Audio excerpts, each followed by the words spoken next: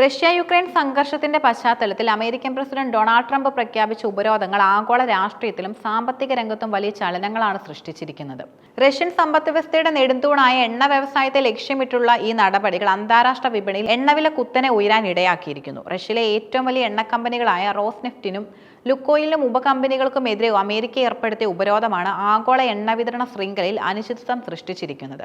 അമേരിക്കയുടെ ഉപരോധം പ്രഖ്യാപനം റഷ്യൻ എണ്ണയുടെ വിപണിയിലെ ലഭ്യത കുറയ്ക്കുമെന്ന ഭയം കാരണം ആഗോള എണ്ണ വിപണിയിൽ ഉടനടി വർധനവ് വരുത്തി.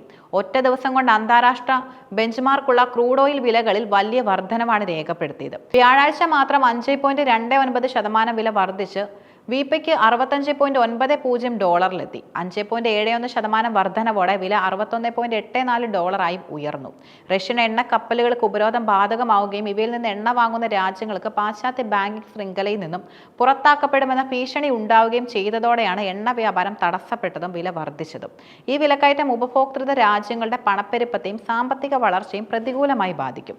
ട്രംപിന്റെ ഈ സാമ്പത്തിക യുദ്ധതന്ത്രം റഷ്യൻ എണ്ണയുടെ വരുമാനം തടസ്സപ്പെടുത്തി യുക്രൈൻ യുദ്ധം എത്രയും വേഗം അവസാനിപ്പിക്കാൻ പുടിനെ പ്രേരിപ്പിക്കുക എന്ന വ്യക്തമായ രാഷ്ട്രീയ ലക്ഷ്യത്തോടെയുള്ളതാണ്.